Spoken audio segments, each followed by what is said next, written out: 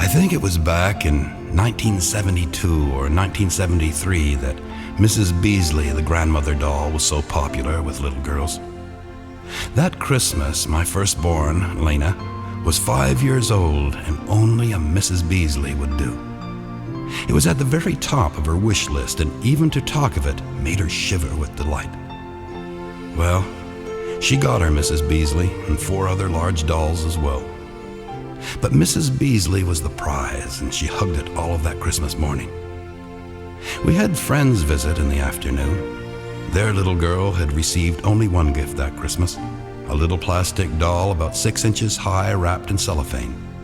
Things had been very tough for them that year. And as the day moved on, our house filled up with company until there were people almost wall to wall. No one seemed to notice the little girl staring at my daughter's 5 dolls lined up in front of the fireplace. No one, that is, except my daughter Lena and me. The little girl touched each doll, but stared with longing at Mrs. Beasley. Lena came and crawled up on my lap, sadly wanting to know why the little girl had only received a small plastic doll for Christmas while she had received so much. I explained as best I could that often, without really being aware of it, some received too much while others received too little or nothing at all.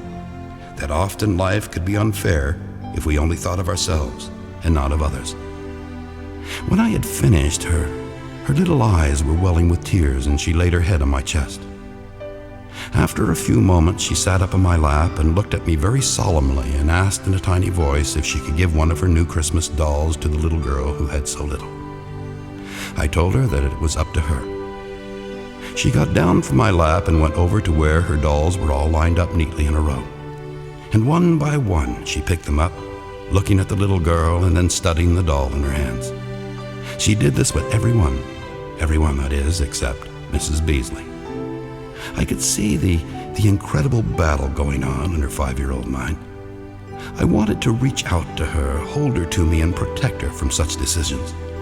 But I didn't. I just waited and watched. Finally, she went and picked up Mrs. Beasley, hugged her, it seemed for a long, long time, then with tears falling on her cheeks, went to the little girl who stood with wide eyes, and she gave Mrs. Beasley to her.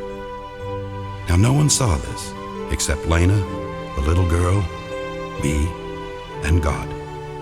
But never was I so proud, and never did Christmas seem so real and so meaningful as that Christmas so long ago when Mrs. Beasley came to visit, but not to stay.